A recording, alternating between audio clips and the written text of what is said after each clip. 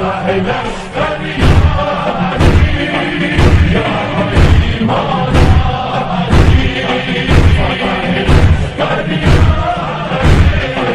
شیعو، تمہیں کوئی اچھا امام ملا ہے؟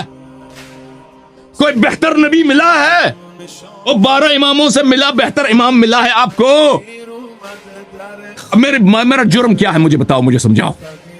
میں کہہ رہا ہوں آل محمد علیہ السلام کے اتباع وہ صرف وہ حجت ہے. علماء پہ لازم ہے کہ ان کے کلام آپ تک پہنچائیں، آپ کو سمجھائیں. اللہ جانتا ہے واللہ میں یہ شیعوں کو یہ کہہ رہا ہوں، میں شیعوں کو رو رو کر یہ کہتا ہوں، اللہ یہ کیسا ظلم ہے ائمہ اطہار علیہ السلام پر. کیا ہو گیا ہے تم کو شیعوں؟ کیا ہو گیا ہے؟ مجھے دلیل لانا پڑے؟ صرف حجت صرف ائمہ علیہ السلام ہے. وقت اس وقت مجھے شیعوں کے لیے دلیل پیش کرنا پڑتا ہے، تقریر کرنا پڑتا ہے. غدار ہو تم کہ نہیں ہو؟ مجھے بتاؤ کہ مجھے دلیل لانا پڑتا ہے، استدلال کرنا پڑتا ہے کہ صرف ائمہ علیہ السلام حجت ہے. کن کے لیے؟ شیعوں کے لیے، حوزہ والوں کے لیے، علماء کے لیے مجھے دلیل لانا پڑتا ہے. لعنتی ہیں یہ علماء، یہ سامری ہے اس امت کے، یہ ایک بدترین کافر ہے اس امت.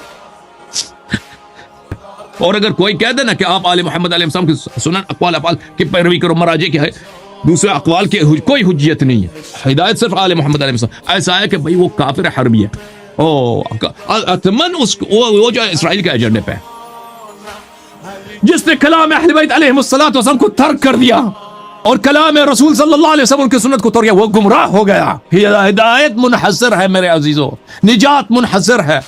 اور نہیں ہے تمہارے پاس 12 اماموں کے علاوہ کوئی اور مزید امام نہیں ہے. رسول اللہ صلی اللہ علیہ وسلم کے بعد صرف 13 معصومین ہے، وہ حجت ہے، کوئی اور حجت نہیں ہے. یہ سب جھوٹ ہے، یہ سب بدعت ہے، یہ شرک باللہ ہے. ان لوگوں نے اپنے آپ کو تم پہ حجت بنایا. حقیقت اگر ہے، نور اگر ہے، دین اگر ہے تو کلام آل محمد علیہ السلام میں ہے. اور آ جائیں نور کی طرف. میں کس کی طرف بلا رہا ہوں؟ اپنی طرف بلا رہا ہوں. جب میں آپ کو 12 اماموں کی طرف بلا رہا ہوں. دین کیا ہے؟ بس خود سوچو. میری باتوں کو ذرا غور کرو بھائی، میں جو عرض کر رہا ہوں نا اس میں ذرا غور کرو، ذرا سوچو.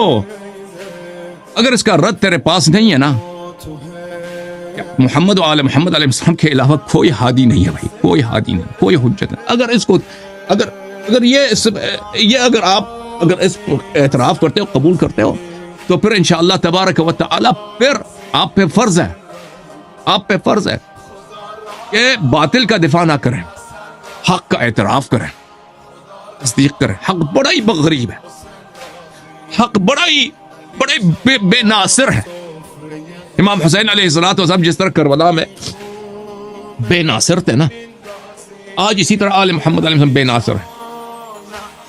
ان کے مقامات پر ان کے اعداء نے قبضہ کیا ہوا ہے. ان کے حجیت کا مقام کا انکار ہو رہا ہے ہر طرف.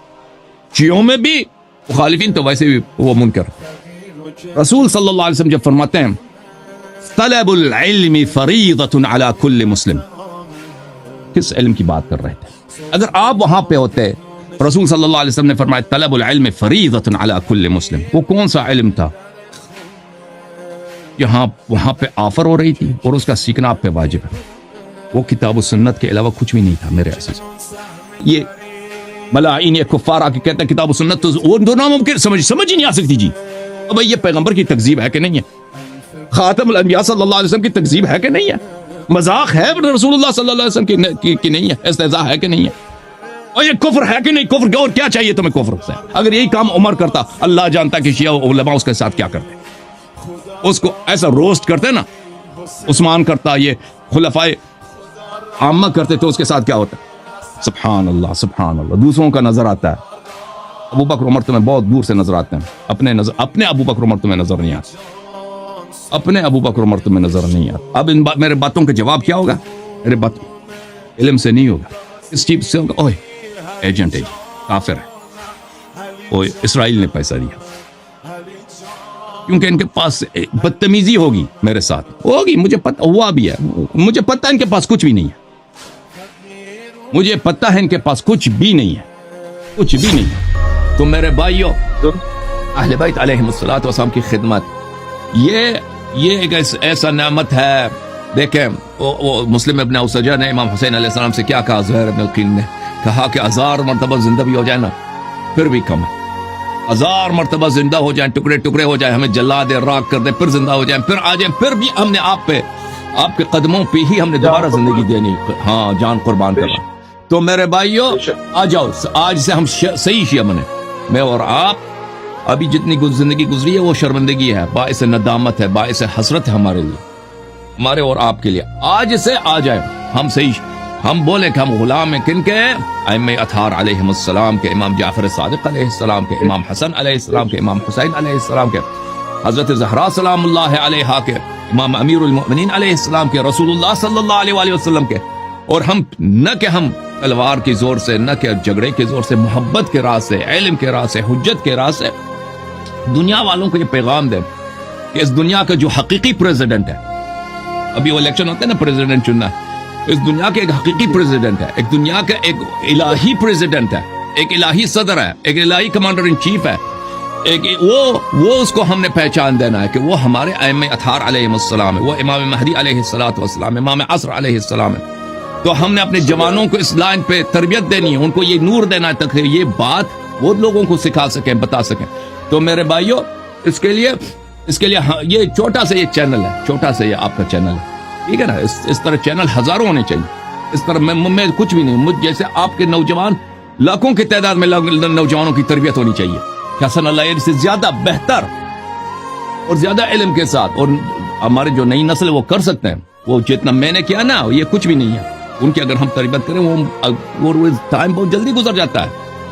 ابھی آپ نوجوانوں کی تربیت شروع کریں، 10 سال میں اس کے فروٹس آپ کو مل جائیں گے، 5 سال میں اس کے فروٹس آپ کو مل جائیں گے. آپ 10 سال بعد دیکھیں گے کہ آپ کے پاس ایسے مبلغین ہیں، آپ کے پاس ایسے دین کو پہچاننے والے ہیں کہ ماشاءاللہ سبحان اللہ، کہ ان کا کوئی جواب دینے والا نہیں ہے. ائمہ اطہار علیہ السلام آپ سے راضی ہوں گے اور اللہ تعالیٰ آپ سے راضی ہوگا. اور جو بس زندگی کا جو مقصد آپ نے نبھایا، ذمہ داری نبھا دی ہے کہ آپ نے ایک قدم اٹھایا ہے اہل بیت علیہم السلام کی نصرت کے لیے. اور میرے عزیزوں اس وادی میں قدم رکھنے کی ضرورت ہے. اور انشاءاللہ تبارک و تعالی مجھے یقین ہے کہ سب شیعوں کے دل کی دھڑکن یہی ہے کہ ہم کس طرح خدمت کریں، لیکن ان کو پتہ نہیں، ان کو یاد نہیں، وہ غافل ہے. انشاءاللہ تبارک و تعالی. جی سر بولیں.